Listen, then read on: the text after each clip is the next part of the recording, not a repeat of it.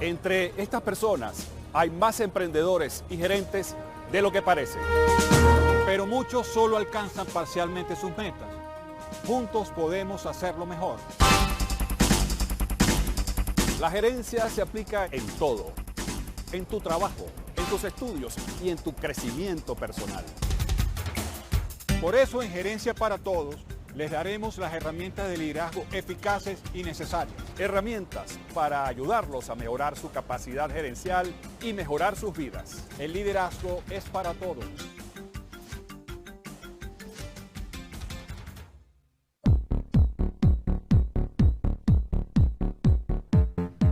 Bienvenidos a Gerencia para Todos, la primera iniciativa de emprendimiento, economía y liderazgo. Muchísimas gracias por seguirnos en nuestras redes sociales, @Gerencia para Todos en Twitter e Instagram. También a las personas que nos están escribiendo a través de nuestro email, gerenciaparatodosya@gmail.com, gerenciaparatodosya@gmail.com.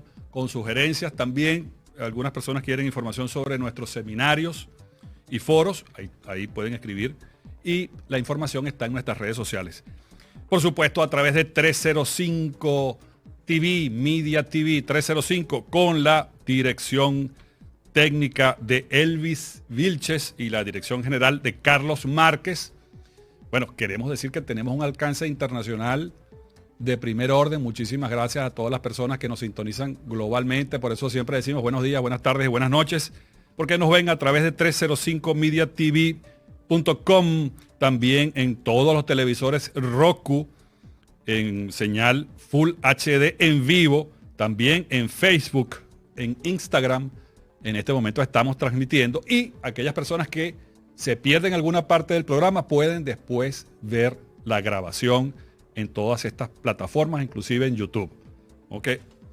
Pueden compartirlo también con sus amigos. Vamos a hablar de liderazgo, de iniciativa, de creatividad, con el señor Napoleón Bravo, que ya está conectado con nosotros. Bienvenido, Napoleón, a Gerencia para Todos. ¿Cómo están? Bueno, muchas muy bien. Gracias por invitarme,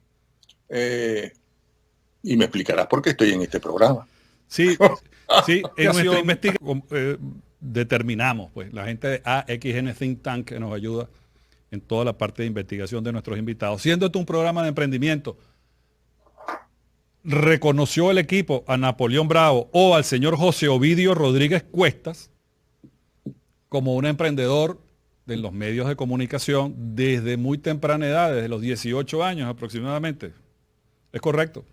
Sí, yo empecé en los medios de comunicación tradicionales a los 18 años, que era la edad mínima para poder trabajar, para hacerse primero un examen, y si lo pasaba, pues te daban permiso para pertenecer al sindicato de radio y televisión y así poder trabajar en radio o en televisión. Pero la edad mínima era 18 años. Yo hice ese examen y justamente el día de mi cumpleaños de los 18 años conseguí la aprobación, me pasé el examen y empecé casi de inmediato a trabajar, porque previamente yo había tocado todas las puertas del centro de Caracas para conseguir un cliente y pagar un espacio. Y luego que no conseguí ninguna puerta abierta, me fui al este de Caracas, donde yo no pensaba conseguir a nadie, porque si a los pequeños clientes no les interesó la idea del programa, a los grandes menos, porque yo era una persona totalmente desconocida. La emisora estaba en el último lugar de sintonía, a punto de venderse, y para sorpresa mía, yo entro en la primera puerta que existe en cuanto a comercio, o existía en cuanto a comercio en el este de Caracas, es decir, en la entrada de Sabana Grande. En ese momento era nada menos que General Electric, y para sorpresa mía, a la gente de General Electric le interesó mucho la idea del programa. Oye, qué interesante. Por cierto, ese programa, por favor, refréscame el nombre, porque entiendo que ese programa empezó con 1 hora y después se amplió a 6 horas. O sea, tuvo un éxito más que proporcional, ¿no? Bueno, el programa ese primer programa se llamó Sesión Beat, es decir, sesión de la música que estaba de moda en Estados Unidos e Inglaterra, y algunos países de Europa en ese momento. Luego fue lo que se llamó la invasión británica, aparecieron los Beatles, los Rolling Stones y todos esos grupos. Se llamaba Sesión Beat por los beatnik, porque era una mezcla de música, aunque el programa era solamente musical, pero con lo que yo estaba leyendo en ese momento, que era toda la cultura y la literatura beat, de los beatnik. Sí. Y el secreto de haber conseguido semejante cliente era que la emisora era Radio Cultura, que era de uno de los pioneros más importantes de la radio y televisión venezolana, sobre todo de la televisión. Él fue quien montó el Canal 5 de la televisora nacional, que fue el primer canal que existió en Venezuela. Luego fue el que instaló y fue propietario del primer canal en el interior del país, que fue en Maracaibo. Tenía esa emisora Radio Cultura, que en ese momento, repito, estaba en el último lugar en el momento en que yo aparezco allí, y así puedo comprar un espacio. Yo no sabía que la gente de General Electric, la emisora tenía una gran deuda con General Electric.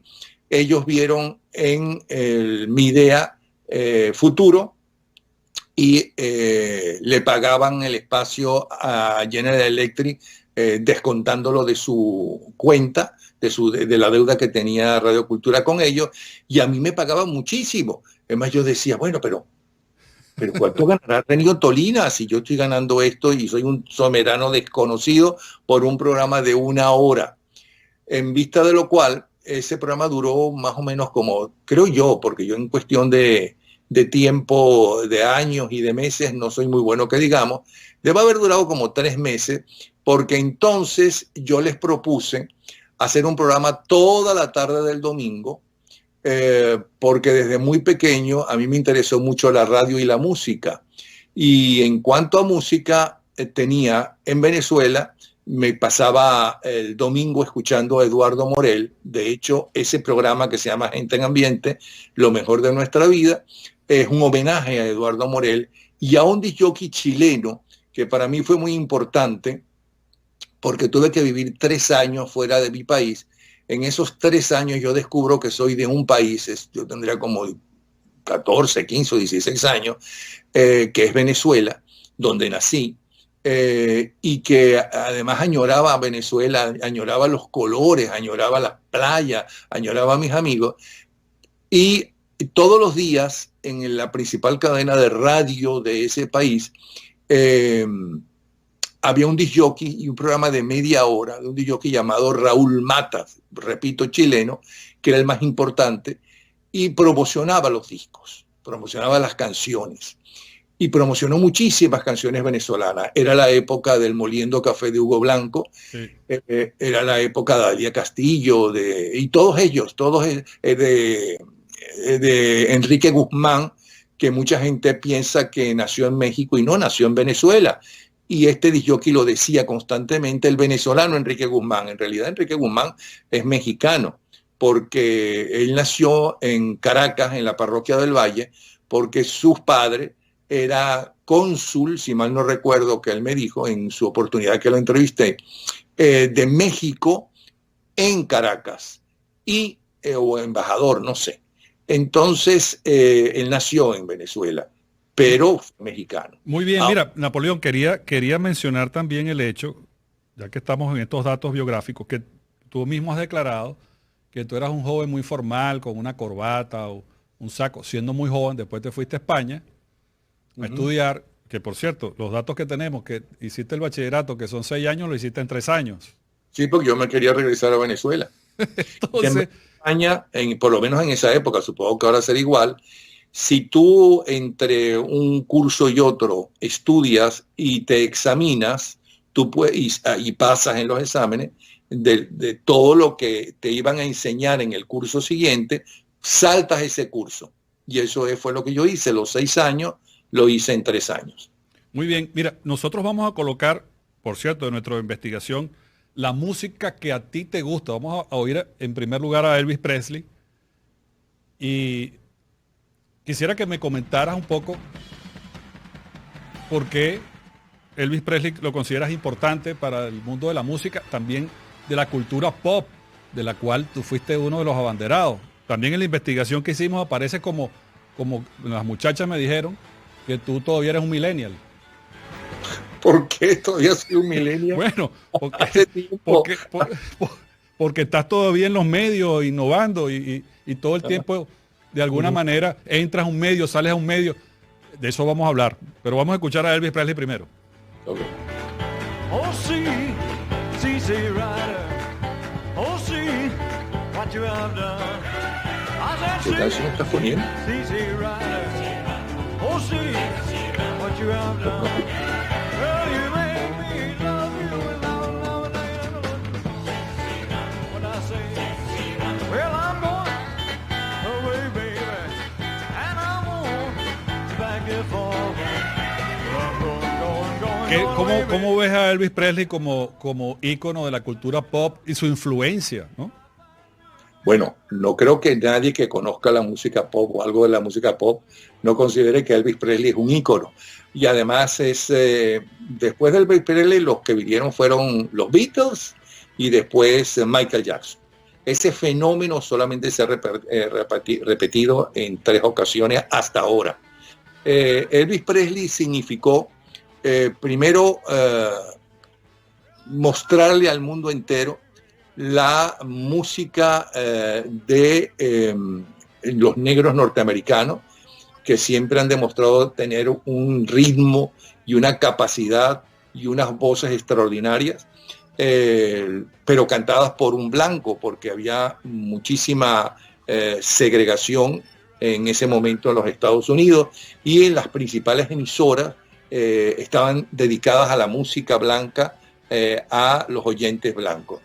Él es el que entonces mezcla en una serie de sonidos, los religiosos, los del country, es decir, los del campo, más el rhythm and blues.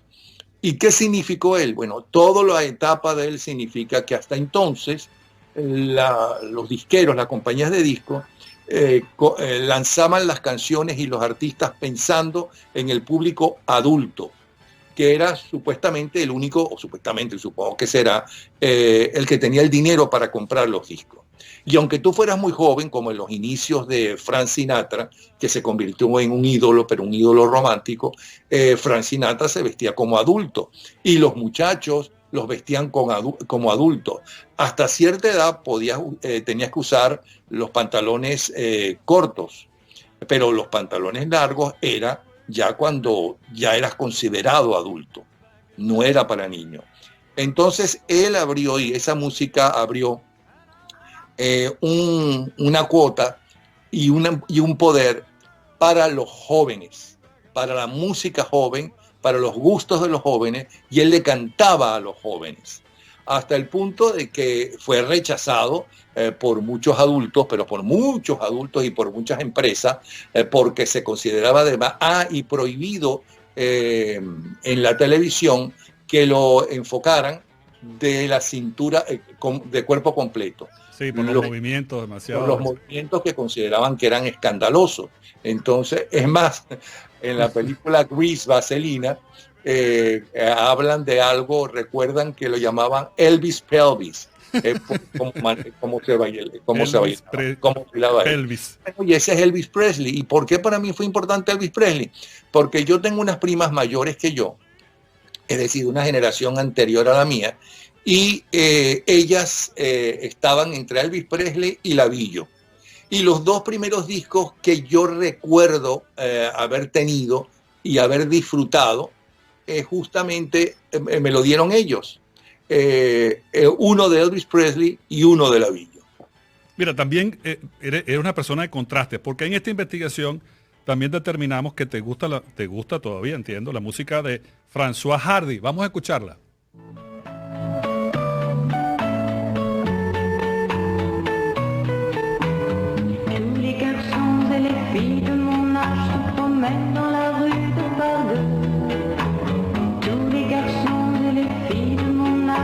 Bien ce que c'est qu'être heureux, et les yeux dans les yeux, et la main dans la main, ils s'en vont amoureux, sans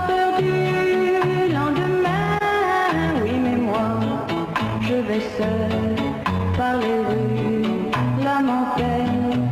Oui, ¿Cómo te moi, sientes con esa música, Napoleón?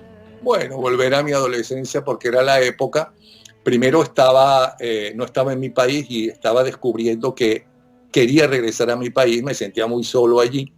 Era el ídolo juvenil europeo más importante de esa época, François Hardy, y esa canción Tous les garçons en les filles moi, todos los chicos y chicas, era la que estaba de moda. Yo leía mucho a los existencialistas y me impactó mucho un libro que estaba muy de moda, que era Buenos días, tristeza. Es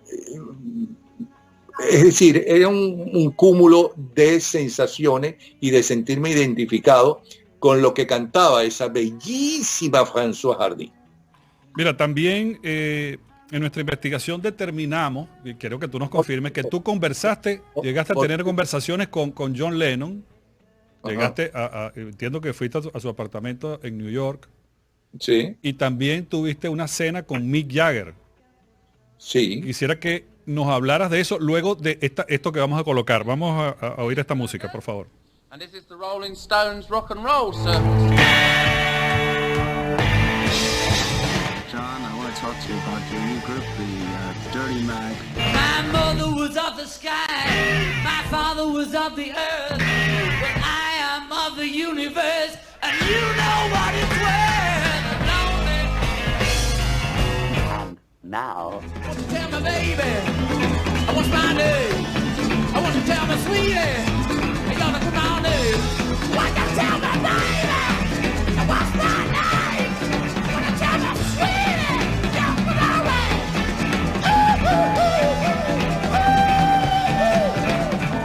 O sea, Napoleón, estuviste en ambos polos de la tierra en cuanto a música, ¿no? Rolling Stones versus Beatles. ¿Qué conversaste con ellos? ¿Qué conversaste con cada uno de ellos? Bueno, la conversación con Mick Jagger,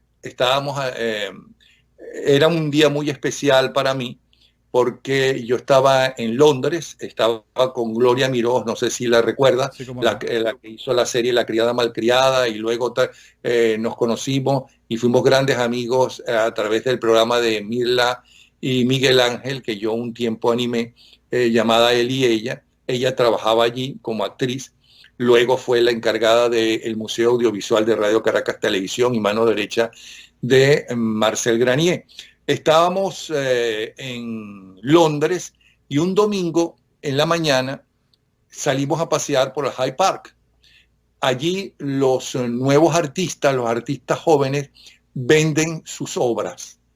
Y estábamos caminando con una multitud y de repente yo vi un cuadro que desde aquí lo estoy viendo ahora, por cierto, y me pasó lo mismo con el cuadro de esta casa que es de Jacobo Borges. Cuando lo veo, yo digo, eso está hecho para mí, ese debe ser mío. Y le pregunto a la persona que está al lado del cuadro, mira, ¿cuánto cuesta? Dice, yo no sé cuánto cuesta porque yo le estoy aquí guardando el espacio y los cuadros y sus obras a la dueña, a la artista. Yo vendo esto que está aquí. O sea, al lado estaba lo que ella vendía, que no recuerdo qué era, ¿no? Pero ella viene en 20 minutos. Entonces Gloria me dice, bueno, vamos a seguir caminando y cuando regresemos hablamos con ella. Y empezamos a caminar por esa multitud y de repente yo veo en esa multitud a una persona en especial. Y tan ese cuadro era mío, estaba hecho para mí, que así como sobre todo en los cantantes de antes, todo el escenario se pone negro y hay una luz que ilumina a el cantante. Así me pasó a mí con ella. Y yo digo, le pregunto si ella tiene unos cuadros en exposición que eran de collage un poco más abajo, como a 15 minutos. Y me dice que sí. Yo digo, es que ahí hay un cuadro que lo hiciste para mí. Entonces le explico quién soy yo, no sé cuánto. Ella se emociona, vamos hasta allá, me baja muchísimo el precio del cuadro y a Gloria Miró le regala un anillo con un collage también como el que ella hace. Y queda tan impresionada que nos invita a cenar esa noche a un restaurante vegetariano que estaba de moda, que tendría como 10 mesas y más nada. Entramos allí y de repente ella dice, yo estaba empezando como disc jockey, y era uno de mis primeros programas en televisión. Y entonces ella dice, ay, Mick, y yo, Mick Jagger, que somos amigos, déjeme saludarlo. Y entonces va, lo saluda, Mick Jagger le invita a sentarse. No, yo vengo con una gente de la televisión venezolana. Ah, no, pero que se sienten con nosotros. Y nos sentamos con él, nos brindó la cena. ¿De qué hablamos? Hablamos de nuestra admiración hacia él, de algunas de las canciones que para ese momento ya se escuchaban. No me acuerdo más que ya hemos hablado. Pero ¿será que tomaron mucho vino o qué tomaron? No, la verdad es que no sé ni siquiera qué comimos, porque yo reconozco que no soy vegetariano, ni nunca fui vegetariano. A mí me encanta un buen bistec. Lamentablemente me encanta un buen bistec. Pero Mira, ¿y la conversación con John Lennon, cómo estuvo? La conversación con John Lennon fue que fui a Nueva York porque Margarita D'Amico, que era la principal periodista de la página artística, de cultura y de farándula del Nacional, la que luego tuvo a Aquilino José Mata, dos grandes amigos. Margarita D'Amico además era profesora en la Escuela de Periodismo de la Universidad Central de Venezuela. Habíamos hecho una gran amistad y hablábamos mucho de lo que era vanguardia. Ella se fue a Nueva York un tiempo y yo quise ir a Nueva York porque estaba escribiendo en una revista de música, la tercera más importante en ese momento en los Estados Unidos, que se llama Record World, y eso siempre la dejaba en Miami o lo mandaba. Pero esa vez quise ir a Nueva York y le dije, voy para allá. Y con ella no solamente conocimos a Andy Warhol, no solamente estuvimos en el estudio de Andy Warhol, por cierto que eso está en un edificio, o estaba en un edificio muy pequeño, y en la parte de abajo había un restaurante. Y mientras llegaba Warhol, fuimos al restaurante a comer algo. Y mientras había un ambiente musical, y en el ambiente musical la única canción que se escuchó en español era Rudy Márquez cantando el tema del Padrino. Y yo se lo he dicho varias veces a Rudy Márquez, porque estoy tan orgulloso de eso que yo creo que igual o más sí, creo que es la única versión que tiene letra. Esa letra, no sé quién la hizo, ¿no? Lo canta Andy Williams también. Lo canta Andy Williams, okay. Entonces, en una de esas, un amigo de Margarita D'Amico dice que lo conoce a John Lennon, pero que está saliendo de una terapia y cosas de esas, y vamos allá y le dice, yo estoy con unos amigos de Venezuela, y empezamos a conversar con él. La verdad que en esa conversación, él estaba saliendo de una terapia, no sé si de gritos, una que está de esas que está de moda para sacar plata a la gente que no sabe qué hacer con tanto dinero, y entonces, pero consistía también en vomitar, ¿no?, todo lo que te molesta. Y dijo algunas cosas muy fuertes. Dijo por qué que yo le pregunto, bueno, pero ¿por qué en tan poco tiempo tuvieron unidos tan pocos años de éxitos? Porque en realidad fue cuando ellos empiezan a tener éxito hasta que se divide el grupo, se desaparece el grupo, serían como 6 años, una cosa así.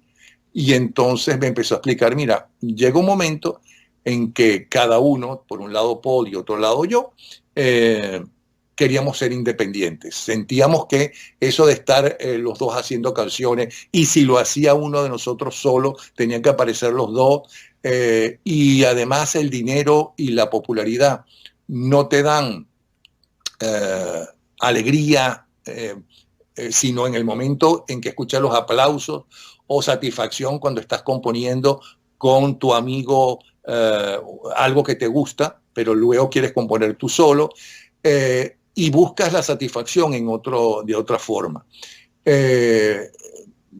Voy a decir una cosa fuerte. Adelante. Él dijo, primero teníamos relaciones con las muchachas que nos admiraban. Luego teníamos relaciones individuales. Luego teníamos relaciones con la muchacha y la mamá de la muchacha. Luego tuvimos relaciones con la muchacha, la mamá de la muchacha, con algunos de nuestros compañeros. Y llegó un momento en que no teníamos satisfacción de nada y para nada. Y eso hace que busques otras orientaciones. George nos mandó y con él fuimos a donde el Maharishi. Unos creyeron en eso, otros no. George fue un apasionado de eso. Yo no. Yo lo busqué en otro sitio y eso terminó diciendo que ya no podíamos seguir juntos, ¿no? Y así fue entonces no es lo que dicen que es por Yoko Ono.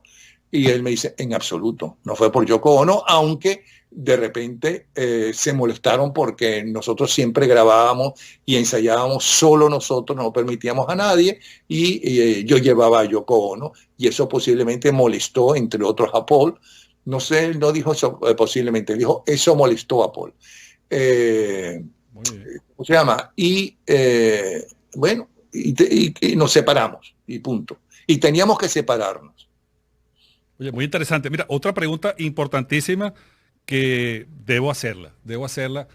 No se la contestaste al señor Lara Farías y aquí quisiera que la contestaras. ¿Sí? Tú dijiste, pregunta lo que quieras, Rafael. Sí, claro. Entonces, bueno, ¿cuál es la canción? Empecé a hablar de otra cosa y se me olvidó. ¿Cuál es la canción que escribió Napoleón Bravo? Que escribió una canción para Dani Rivera, que después fue un éxito en Italia, tengo entendido. Bueno, no quisiste contestarle a Dani, al señor Lara Farías. Por favor, puedes contestarle aquí. Yo no soy compositor. Algo sé de las notas musicales porque me obligaron a estudiar de pequeño violín, cosa que me molestó muchísimo. En cambio, yo por mi parte estudié guitarra. Siempre me hubiera gustado aprender a tocar piano. Nunca lo intenté, pero sí le compré un piano a mi hija para que ella lo hiciera. Y entonces yo estaba trabajando en mi admiración por Eduardo Morel, el disc jockey del cual ya hablé, y que mi programa de toda la vida y que se sigue escuchando todos los fines de semana en YouTube, en mi canal Bravo 24, llamado Gente en Ambiente, lo mejor de nuestra vida. Ese programa está dedicado a Eduardo Morel y a Clemente Vargas Jr. y a Raúl Matas. Yo me enteré cuando estaba empezando a hacer Gente en Ambiente, que tenía ya el cliente llena de Electric y todas esas cosas, que había un señor que fue musicalizador de Eduardo Morel y que no estaba trabajando en ese momento con Eduardo Morel. Y yo, nada, yo tengo que conocer a ese señor y que trabaje conmigo, que es mi forma de estar más cerca de Morel. Que yo nunca fuimos amigos, luego nos conocimos, yo le llevaba inclusive cuando iba para Europa todos los años, le traía los discos que estaban de moda a Eduardo Morel y él los pasaba en su programa, pero amigos nunca fuimos. Son dos generaciones totalmente diferentes, aunque yo me llevo muy bien con una generación mayor que yo y con una generación menor que yo. Entonces, ese señor se llama Christian Rux. Ojalá nos esté escuchando porque le tengo mucho cariño y cambió el teléfono. Entonces llamó a Christian Rux y él empieza a trabajar conmigo. Pero él a su vez estaba trabajando con José Pagé, que era el principal productor musical de ese momento en Venezuela. Él tenía a Mirla, a Mirta, a los Naipes, tenía a todos los grandes artistas. Él es de la colección del Festival de San Remo en español y con nuestros artistas, entre otros tenía a Rudy Marca, a Mayra Mar, en fin. Entonces, en un buen día, él me dice, Christian Rux, mira, Dani Rivera está grabando un disco con nosotros aquí en Venezuela. Dani Rivera es uno de los cantantes de esa época más famosos de Puerto Rico. Y entonces, tiene una canción hermosa que se llama Madrigal. Qué belleza de canción, que lo han cantado mucha gente, pero como él, nadie. Entonces, él dice, y necesita una canción.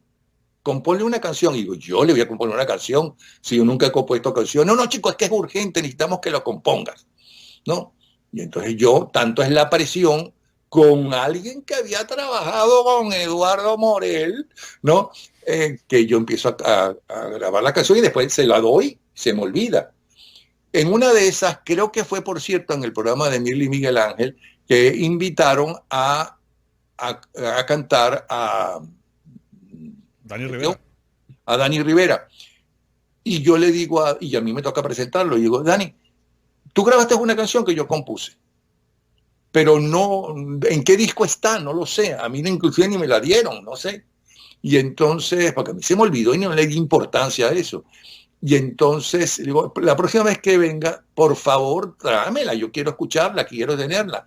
Y entonces, sí, cómo no sé qué. Claro que nunca me la dio. Imagínate tú, a lo mejor llegó 2 años después otra vez a Venezuela. Pero ¿dónde está la canción, Napoleón? ¿Cómo podemos oírla? Te voy a decir la canción y por eso estoy haciéndome loco. Y te voy a decir por qué. Entonces yo empiezo a buscar la canción y mi mano derecha en ese momento, tanto en radio como en televisión, Yadira Novelino, era una admiradora de Dani Rivera y tenía todos los discos de Dani Rivera. Entonces me dijo, bueno, aquí debe estar la canción, y me dio todos los discos de Dani Rivera.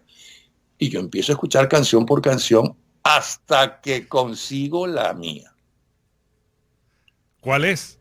Y yo digo, esta ridiculez es lo que yo hice, y yo que me meto tanto con las radionovelas. Esto es peor que una radionovela, esto es una cursilería espantosa. ¿Cuál es la canción, Napoleón? Mira, en ese momento creo que fue una de las peleas más grandes de Yadira Novelino conmigo, porque no es que le devuelvo la canción, es que rompo el long play. Entonces, cortándome el pelo donde Vito, años después, que yo estaba en Venevisión y demás, él tiene un ambiente musical con música italiana. Y entonces yo de repente escucho la canción en italiano.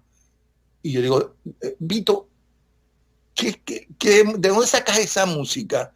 ¿Eso es ambiente musical? ¿O qué? No, eso son un cassette. ¿Me quieres pasar el cassette? Entonces yo veo la canción efectivamente por el grupo Camaleonti. Ajá. Que era un grupo que estaba muy de moda en Italia en esa época. Tenemos un dato, ok. Esto debe haber sido en los años 70 por ahí. Y entonces, como mi programa de los domingos, el famoso dedicado a Morel y a todos ellos, yo pongo canciones de diferentes años, de diferentes décadas, que están de moda en esa semana que aparece el programa, junto con la película más taquillera, junto con los ganadores del premio Nobel. Pero no nos vas a decir el nombre de la canción, Napoleón. Entonces yo escucho esa canción, veo, busco, y esa canción ha llegado al primer lugar en Italia. Y digo, pero ¿y la canción es? En Italia, y yo no tengo ni un centavo por esa canción, porque dice DD, es decir, derechos en depósito. Y no sé si años después, meses después, yo consigo a José Pagé, estaba con Ángela, y vamos a un restaurante que siempre íbamos italiano, y está José Pagé, y digo, mira, José, yo compuse una canción a petición de ustedes, y esa canción llegó al primer lugar, y esa canción dice derechos en depósito, o sea que ni siquiera mi nombre está, por fortuna, porque es una cursilería, pero tú no me has dado ni un centavo, ¿no? Yo no sé cuánto te dieron, pero la industria italiana de la música, ¿no? Debe ser multimillonaria, era la época del festival. Pero, Napoleón, ¿la canción se llama? No lo voy a decir. Mis hijos no saben cómo se llama esa canción. La única que descubrió la canción, ajá, que por fortuna se olvidó del nombre, ¿no? Fue Ángela. Esa es la única. Bueno, una entrevista que le vamos a hacer a Ángela, vamos a preguntar eso. Porque empezó a investigar de dónde salía todas esas cosas. Mira. Entonces, Pagé me dio como pago, que como yo tenía la revista Gente en Ambiente, que era bimensual, junto con Ángel y con mi hijo mayor, Argimiro, entonces me dijo, bueno, como tú estás sacando con cada número, quieres sacar un disco, y ya de hecho habíamos sacado el primero, ¿qué quieres? Y bueno, quiero que me des los discos, los derechos para poder sacar los discos del Festival de San Remo con Mirla, Mirta, los naipes, con toda esa gente, y me los dio. Y has debido agregar la canción tuya en esa colección. Vamos a averiguar eso. Sí, sí. Pero qué manía por un poco misterio. Eso Eso es lo menos importante. Entonces, bueno, queremos agradecerte de verdad, muy valiosa esta información para los emprendedores, para aprender a ser persistentes en nuestros proyectos y continuar siempre siendo un millennial. Muchísimas gracias a Napoleón Bravo por esta entrevista. Y a ustedes, amigos, queremos agradecerles la sintonía y esperamos tenerlos muy pronto por aquí en nuestros programas Gerencia para Todos. Como siempre decimos, obra como la naturaleza, haz lo necesario y hazlo bien.